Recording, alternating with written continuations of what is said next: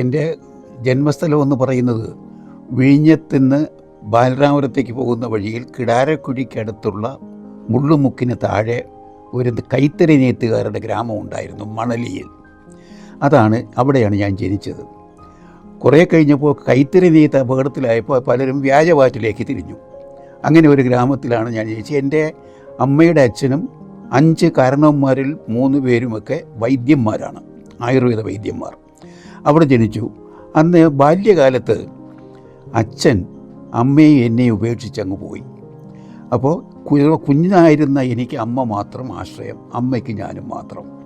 അയൽ വീടുകളിലെല്ലാം പന്ത് കളിയും ബഹളവും ആവുമ്പോൾ ഞാൻ ദുഃഖത്തോടെ വിചാരിക്കും, എനിക്കൊരു പന്തില്ലല്ലോ, ഞാനിവിടെ കളിക്കാം. ഞാൻ ചെന്ന് നോക്കിക്കൊണ്ട് നിൽക്കും, കണ്ടു നോക്കി അവർ കളിക്കുന്നതിൻ്റെ അവരുടെ ആഹ്ലാദം.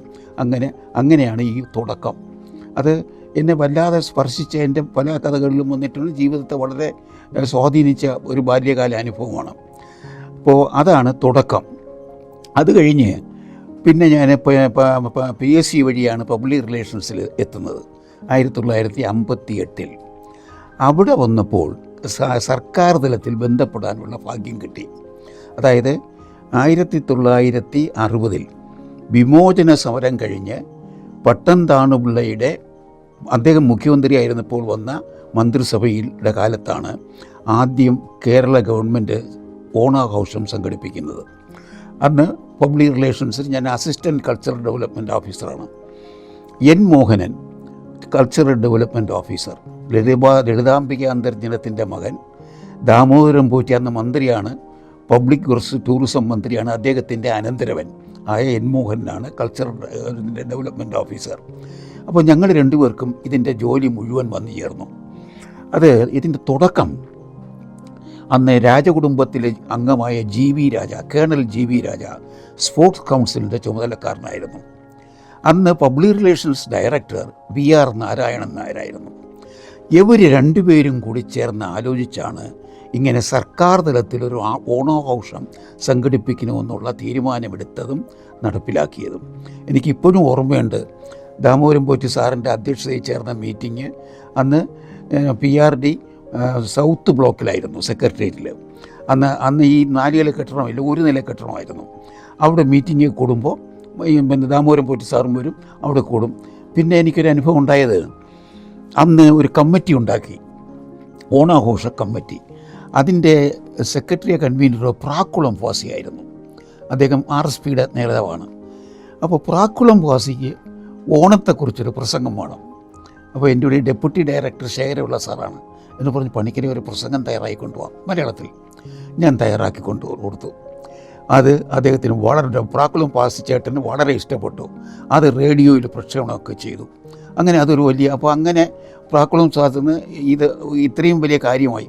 അപ്പോൾ ഇത് K. ബാലകൃഷ്ണനോട് അദ്ദേഹം പറഞ്ഞൊരിക്കുക. അപ്പോൾ ഞാൻ അദ്ദേഹത്തെ ബാലകണ്ണൻ എന്നാണ് വിളിച്ചത്. കൗമുദി ആഴ്ച ഞാൻ ലേഖനങ്ങളൊക്കെ എഴുതുന്നു, കഥയൊക്കെ എഴുതും. അപ്പോൾ ബാലകണ്ണൻ പറഞ്ഞ്, ഫാസിച്ചേട്ട പണിക്കിന് നമ്മുടെ ആളാണ്, എങ്ങനെയാണ് അയാൾ PRD ഞാൻ പോയപ്പോൾ PSCക്ക് എനിക്ക് ജോലി കിട്ടിയതിൽ പ്രധാന പങ്ക് വഹിച്ച ഒരു സർട്ടിഫിക്കറ്റ് K. ബാലകൃഷ്ണൻ തന്ന സർട്ടിഫിക്കറ്റാണ്. അപ്പോൾ അങ്ങനെ ആണ് ഇതിൻ്റെ തുടക്കം, ഓണാഘോഷത്തിൻ്റെ തുടക്കം. പിന്നെ അത് വളരെ വിപുലമായി.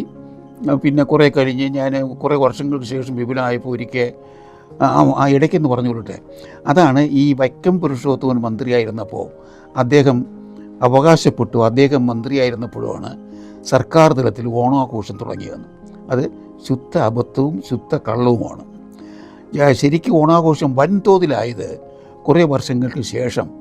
ഞാൻ 20 കൊല്ലം കോളേജിലുള്ള ഇംഗ്ലീഷ് പഠിപ്പിച്ച് നടന്നിട്ട് തിരിച്ചു വന്ന് സാംസ്കാരിക ഡയറക്ടറായപ്പോഴാണ് വൻതോതിലുള്ള ഓണാഘോഷം സംഘടിപ്പിക്കുന്നത്. അന്ന് P. Govinda Pillai film development corporation ചെയർമാനാണ്.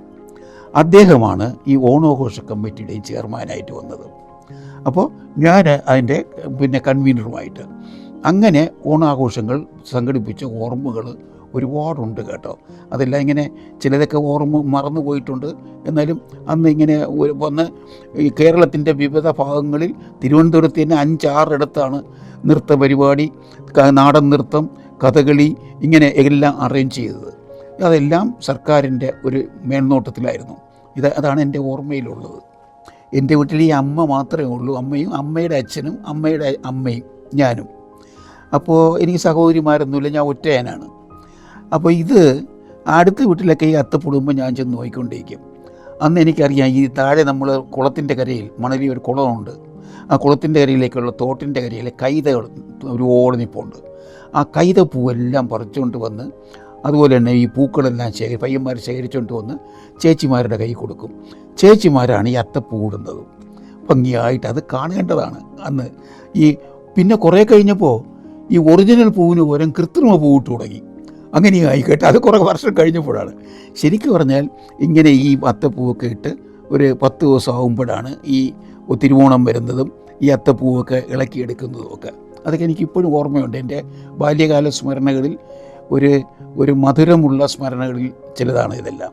ശരിക്കും പറഞ്ഞാൽ ഇത് ഓണാഘോഷത്തിനുള്ള ഒരു പ്രത്യേകത, ജാതി മതങ്ങൾക്കതീതമായി മലയാളികൾ, കേരളീയർ എവിടെയൊക്കെ ഉണ്ടോ അവർ ഓണം ആഘോഷിച്ചിരുന്നു. ഇപ്പോഴാണ് ഈ ജാതിയും മതവും എല്ലാം ഇങ്ങനെ കുത്തിയിളക്കുന്നത്.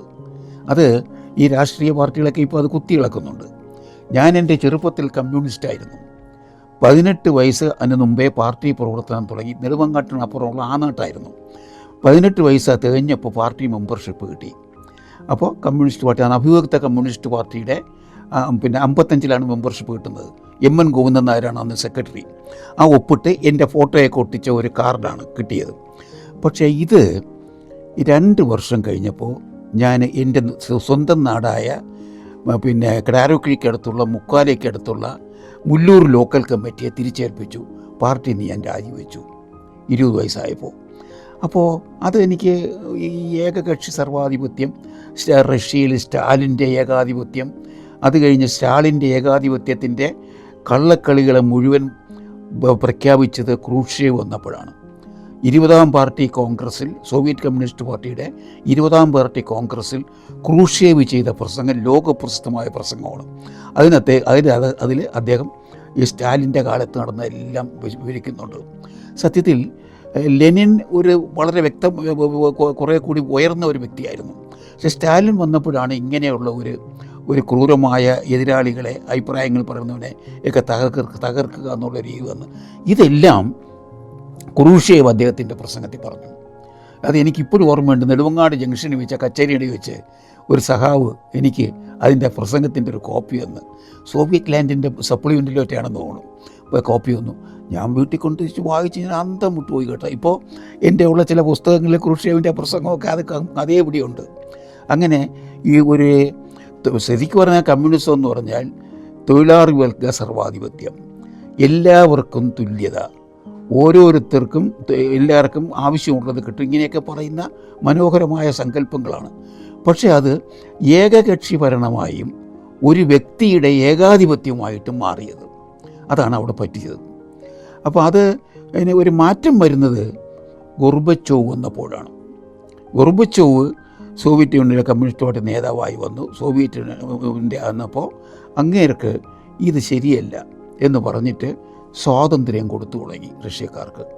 അപ്പോൾ ശരിക്കും പറഞ്ഞാൽ കിഴക്കൻ യൂറോപ്പിലെ പല രാജ്യങ്ങളിലും കമ്മ്യൂണിസം വന്നത് അവിടുത്തെ ജനങ്ങൾ സമരം ചെയ്തല്ല. 2ാം ലോക മഹായുദ്ധകാലത്ത് സോവിയറ്റ് പട്ടാളം അവിടെ ഹിറ്റ്ലറെ ഓട്ടിച്ച് അങ്ങോട്ട് അവിടെ എത്തിയപ്പോൾ ആ സ്ഥലങ്ങളെല്ലാമാണ് കമ്മ്യൂണിസ്റ്റ് രാജ്യങ്ങളായിട്ട് മാറിയത്. അപ്പോൾ അവിടെയുള്ള ജനങ്ങൾ, ഇപ്പോൾ തന്നെ യൂഗോസ്ലാവിയ അവിടെയുള്ളവരെല്ലാം സ്വാതന്ത്ര്യത്തിന് വേണ്ടി ശബ്ദം ഉയർത്തി തുടങ്ങി. അങ്ങനെ ഒരു മാറ്റം അതിൽ വന്നു. പക്ഷേ അത് ഗോർബച്ചോവ് ഭംഗിയായിട്ട് കണ്ടിട്ട് അതിനെയെല്ലാം അംഗീകരിച്ചു. അങ്ങനെയാണ് പോളണ്ടും യൂഗോസ്ലാവിയയിലെ ടിറ്റോ, അത് പോളണ്ടിലെ സുസ്ലോ, പേരുകളൊക്കെ ഞാൻ മറന്നുപോയി കേട്ടോ. പോളണ്ടിലൊക്കെ വാസ്തവത്തിൽ അവരെ ജനങ്ങളിങ്ങനെ ഇളയി. അതിലെ ചിലയിടത്ത് ക്രൂഷ്ചേവ് ഇപ്പോൾ ഒരു ആയുധമൊക്കെ ഉപയോഗിച്ചു. പക്ഷേ ഗോർബച്ചോവ് വന്നപ്പോൾ അതങ്ങ് മാറി. അങ്ങനെയാണ് കമ്മ്യൂണിസത്തിന് ഒരു പുതിയ മുഖം വരുന്നത് ഗോർബച്ചോവിൻ്റെ കാലത്താണ്. അപ്പോൾ എനിക്ക് അദ്ദേഹത്തോട് ബഹുമാനവും തോന്നി. അപ്പോൾ കമ്മ്യൂണിസം എന്ന് പറയുന്നത് ഇങ്ങനെയായി മാറിയല്ലോ. മറ്റത് ഗോഡ് ദാറ്റ് ഫെയിൽഡ്, പരാജയപ്പെട്ട ദൈവം എന്ന് പറയുന്ന കമ്മ്യൂണിസം, അത് പരാജയപ്പെട്ടു. അതിൻ്റെ പുസ്തകങ്ങളൊക്കെ ഇവിടെ എൻ്റെ ഉണ്ടാകും, ഞാൻ എടുത്ത് കാണിക്കുന്നില്ല. അതൊക്കെ ഞാൻ പലതവണ വായിച്ചിട്ടുള്ളതാണ് കേട്ടോ.